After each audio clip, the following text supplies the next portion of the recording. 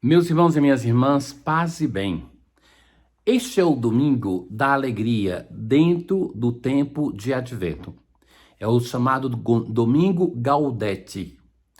No tempo da Quaresma, nós temos uma data semelhante que se chama Domingo Letare.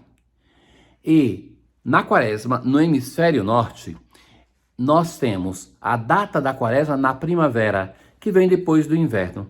Tal tradição de o domingo do paramento rosa, o domingo letare, é uma tradição da Igreja de Roma que se reporta a um costume que se tinha de os fiéis recolherem as primícias da primavera, as rosas rosáceas, rosas, e oferecer para o padre na missa, para o Santo Padre. E esta cor da rosa passou para o paramento. E o tempo do Advento é um tempo litúrgico mais recente. Então ele pegou essa ideia da Quaresma e nós temos esse domingo. Estamos vivendo aquela que é a segunda fase do tempo do Advento. A primeira, a pessoa que era para nós o modelo era Isaías. Na segunda fase, o modelo para nós é João Batista. Já do domingo passado, nós ouvimos por primeira vez no Evangelho falar-se de João Batista. Nas leituras feriais ouvimos diversas vezes e hoje no Evangelho de novo. E, diferentemente daquela primeira fase em que nós tínhamos a leitura, a profecia que determinava o Evangelho, agora é o Evangelho que determina a primeira leitura. É mais parecido com o esquema do tempo comum. E depois nós vamos entrar numa terceira fase em que a Virgem Maria vai ser modelo para a nossa espera. A primeira leitura é do profeta Sofonias. Sofonias é um homem de cultura, um homem que tinha uma vida economicamente boa e ele começa a ter uma sensibilidade para com os pobres, para com os sofredores. Na tradição de Israel, era muito comum pensar que a riqueza fosse uma bênção de Deus e que a pobreza fosse um castigo, uma maldição. Este profeta vai ser o primeiro, é o texto de hoje, em que vai ver a pobreza não como uma maldição, mas uma condição do discípulo. E que isso é muito importante, meus caros, em uma sociedade que nós vemos que a religião é cada vez mais desfrutada para ser pensada como uma possibilidade de trazer comodidade, aquela que não aconteceu nem para nosso Senhor Jesus Cristo. Mas é um convite à alegria que nós ouvimos. A profecia começa hoje: canta de alegria, cidade de Sião, rejubila, povo de Israel. Veja aqui, este aqui é a típica poesia de Israel. Nós vamos encontrar esse esquema de poesia muitas vezes na palavra de Deus, em que duas frases dizem a mesma coisa. Canta de alegria, cidade de Jerusalém. Rejubila, povo de Sião.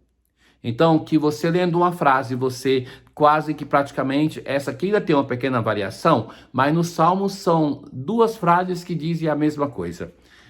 Alegra-te e exulta de todo o coração, cidade de Jerusalém. O Senhor revogou a sentença contra ti. O Senhor te perdoou. O Senhor não te mantém no sofrimento. Ele está no meio de ti. O Senhor está no teu meio. Ele te abençoa com a sua presença. O Senhor teu Deus está no meio de ti, o valente guerreiro que te salva. Ele exultará de alegria por ti. Ou seja, não somente a cidade de Jerusalém é chamada a se alegrar, mas o próprio Senhor vai se alegrar com o seu povo. Ele exultará de alegria por ti. Movido por amor, exultará por ti, entre os louvores, como nos dias de festa. É esta alegria a que nós somos chamados. Por que nos alegrar? Porque o mistério da encarnação se aproxima. O fato que Deus entrou na nossa história e que se tornou um de nós para nos salvar, este é o motivo do júbilo. O motivo de que o profeta Sofonias, ele se apercebe que Deus está no meio de ti, Deus está no teu meio e que Deus se alegra contigo, ó cidade santa, cidade de Jerusalém. Ora, Esse mesmo convite à alegria nós encontramos hoje na segunda leitura. Alegrai-vos sempre no Senhor, e repito, alegrai-vos, que a vossa bondade seja conhecida por todos os homens. O Senhor está próximo. Maranata, vem, Senhor Jesus. Então, a proximidade do Senhor, o Deus que vem, era o desejo expresso na oração hebraica, vem, Senhor Jesus. Mas, por outro lado, a constatação que ele veio, ele não nos abandona, ele está conosco. Não vos inquieteis, e a paz de Deus, que ultrapassa todo o entendimento, guardará os vossos corações e os vossos pensamentos. É essa paz que nós buscamos. Essa paz que o Antigo Testamento chama de Shalom, que não é somente a ausência de guerra, que isso é pouco, mas que é uma presença densa de Deus, que transforma a nossa vida. Alegrai-vos, não tem motivo para tristeza, não tem motivo para ausência de perdão, para rancor. Alegrai-vos, o Senhor está no meio de ti. Maranata, vem, Senhor Jesus. Então, hoje no Evangelho, nós vemos aqueles que se aproximam do Batista e tem uma pergunta que eles fazem: o que devemos fazer? Pensa que por 3 vezes na obra lucana dos Atos dos Apóstolos fazem essa pergunta para os apóstolos: o que devemos fazer? São as pessoas que vêm, são as multidões que perguntam para ele o que devemos fazer, e ele vai dizer: quem tiver 2 túnicas, dê uma a quem não tem. E quem tiver comida, faça o mesmo. Ora, nós vamos ver que todas as respostas do João Batista, mesmo que nós tenhamos dele uma imagem de que ele seja muito dura, mas elas são menos exigentes do que as respostas de Jesus. Jesus vai dizer assim: se alguém te pega o manto, dê também a túnica. Então, o Batista vai dizer assim: você tem 2 túnicas, dê uma. Quem tiver comida, faça o mesmo. Então, também foram ter com o Batista os cobradores de impostos, odiados, porque eles usurpavam, sobretudo, dos pobres, e eram colaboracionistas com o Império Romano. Então, que eles perguntavam também: mestre, que devemos fazer? E ele vai dizer: não cobreis mais do que foi estabelecido. Ora, seria mais normal pensar assim, que ele respondesse: deixem esse trabalho, você não pode continuar disso. Havia também soldados. Os soldados, eles ganhavam muito mal. Então eles, de posse da arma, eles o que faziam? Violentavam as mulheres, roubavam. Então eles usavam a força e a arma para se aproveitar das pessoas. Então, e nós que devemos fazer? João respondia: não tomeis a força de ira de ninguém, nem façais falsas acusações.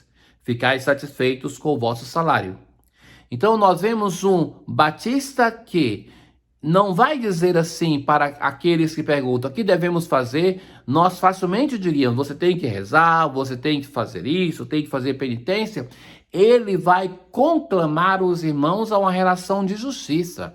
Não esqueçamos isso. O caminho de fé não se faz somente numa relação de espiritualidade com Deus, mas se faz também e muito, e sobretudo, por isso a resposta do Batista, no amor para com os irmãos.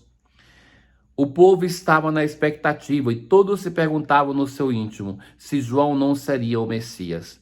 Por isso João declarou, então, uma série de declarações deste João Batista: eu vos batizo com água, mas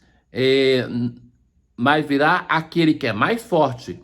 Eu não sou digno de desamarrar a correia das suas sandálias. Ou seja, não sou digno de libertá-lo do seu dever de Messias. Eu não sou Messias no lugar dele. Não posso, não posso tirar dele essa missão. Ele batizará com o Espírito Santo. E ainda, de muitos outros modos, João anunciava ao povo a boa nova. Então esse é o precursor, o grande nascido de mulher, nenhum maior do que João Batista. Ele anunciava a boa nova. É o evangelho que liberta, é a boa nova que prepara para acolher o Salvador.